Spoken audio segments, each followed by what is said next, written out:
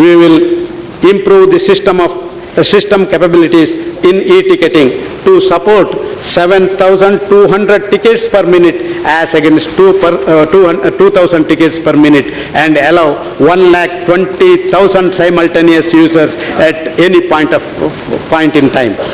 Facility of coin-operated automatic ticket vending machines will be experimented. Efforts will also be made to provide facility of buying platform tickets and unreserved tickets over internet. Parking cum platform combo ticket will be launched to facilitate the passengers and to save their time. Madam Speaker, at this moment, the Railway Board, due to overlapping roles of policy formulation and implementation, has become unwieldy. Therefore, I propose to separate these two functions by restructuring the ministry. Indian Railways has 13.1 lakh staff, most of whom work on the cutting-edge level of providing rail services. It is my duty that they are taken care by providing adequate facilities. In this direction, I am initiating the following. Presently, an amount of rupees 500 per capita is contributed towards staff benefit fund. I propose to increase this amount to rupees 800 per capita. I propose to announce a special scheme for the meritorious wards of railway persons for their outstanding performance in academics and sports. The hospital management information system will be used to integrate all health units, divisional hospitals and central hospitals, as also our empaneled hospitals. Examine feasibility of providing air conditioning in loco cabins and provide AC in running rooms. I am contemplating on setting up of a railway university for both technical and non-technical subjects. We will tie up with technical institutions for introducing railway-oriented subject for graduation and skill development. In the meantime, staff at the ground level will be sent for short duration courses of technical and non-technical nature involving locally available technical institutions. The exposure for specialized areas like high-speed, heavy haul operations, etc. will be undertaken for all level of staff and officers at appropriate institutions in India and abroad.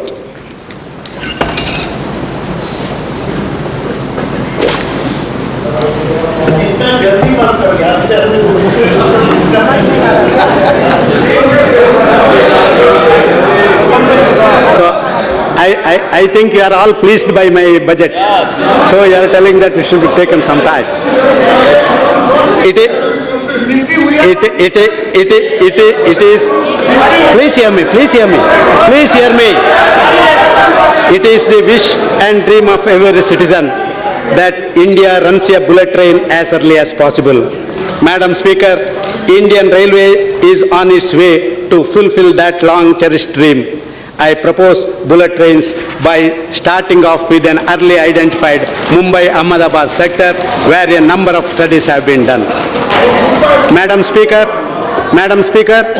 it was the vision of our great... please hear me, please hear me. It is...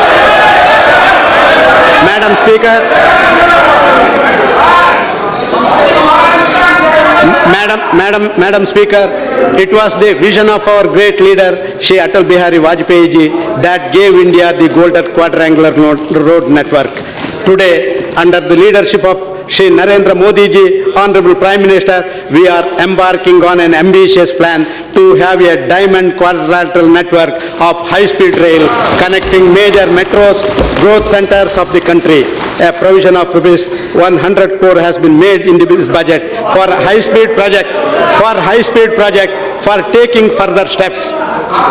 Madam Speaker, while budget trains would require completely new infrastructure, high speed for existing trains will be achieved by upgrading the present network. Hence, an effort will be made to increase the speed of trains to 160 to 200 km per hour in select sectors so as to significantly reduce travel time between major cities. The identified sectors are Delhi Agra, Delhi Chandigarh, Delhi Kanpur, Nagpur Bilaspur, Mysore Bangalore Chennai, Goa Mumbai, Mumbai Ahmedabad, Chennai Hyderabad and Nagpur Secunderabad. Madam Speaker, as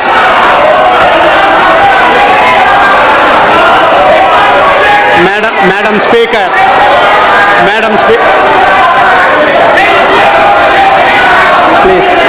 please hear me, You didn't do it. Why you are fighting at us?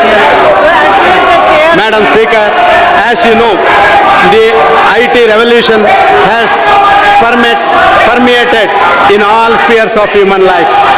It has not only made life comfortable, but also made the service delivery efficient, and the onus now is on us to make governance transparent and accountable using IT solutions. Though Indian Railways has taken up computerization in a large way, all the efforts have not been synergized. Hence, the desired results are not achieved. Need of the hour is to bring in a total change in the work culture and delivery of railway services by going in far large-scale integrated computerization of major functions of Indian Railways. Madam Speaker, Indian Railways is also going for a computer-assisted enterprise resource planning solution so that synergy is brought in. To begin with, following initiatives will be taken up. Moving towards paperless office of Indian Railways within 5 years. Next generation ticket reservation system. Wi-Fi services in all A1 and A category stations and select trains. Real-time tracking of trains and rolling stock. Mobile-based wake-up call system for passengers. Mobile-based destination arrival alert. Station navigation information system. Extension of dual display fare repeaters at all ticket counters through PPP. Digital reservation charts at stations. Extension of computerized parcel management system. Extension of logistics support to various e-commerce companies by providing designated pickup centers at identified stations, providing education to children of railway staff at remote locations through RailTel OFC network. Indian Railways hold vast land assets, the records of which need to be digitized and GSI mapped for better management and usage. This would help railways in protecting the lands as well as leveraging it for raising resources.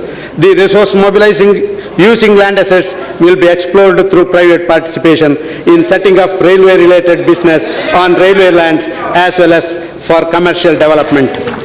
Madam Speaker, in an effort to keep pace with development of modern world, railways have to adopt and reinvent itself constantly.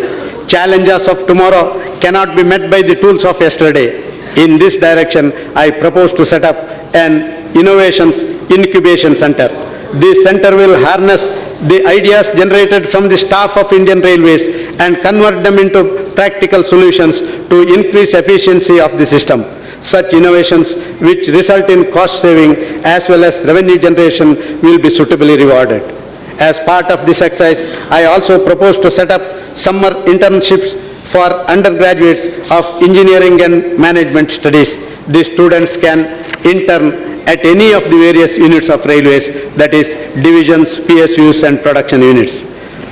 With large backlog of sanctioned projects, funding continues to be the biggest challenge for railways, while private investment and customer funding for some port connectivity projects and few other power sector projects has started. Much more needs to happen if infrastructure creation has to keep pace with the requirement. We will interact with the industry and take further steps to attract investment under PPP throughout BOT and annuity routes. About 8 to 10 capacity augmentation projects on congested routes will be identified for this purpose. Zonal railways will be suitably empowered to finalize and execute such projects. Madam Speaker, Indian Railways has taken up port connectivity on priority through PPP mode of funding tandem with Sagarmala project of port development. Railways will facilitate connectivity to the new and upcoming ports through private participation. So far, in principle, approval has been granted for building rail connectivity to ports of Jaigarh, Dighi, Revas, Hazira, Tuna, Dholera and Ashranga under participative model policy of Indian Railways amounting to a total over rupees 40,000 crore. Railways will speed up construction of critical coal connectivity lines in Tori-Shupur area, Jharsuguda, Sardega area and Raigarh-Mand area. This will bring nearly 100 million tons of incremental traffic to railways and will also facilitate faster transport of coal powerhouses. Madam Speaker, we will take up development of identified stations to international standards with modern facilities and passenger amenities on the lines of newly developed airports through PPP mode. Initially, Indian Railways will take up at least 10 major stations of metro cities and import junctions with state-of-the-art facilities, leveraging land and airspace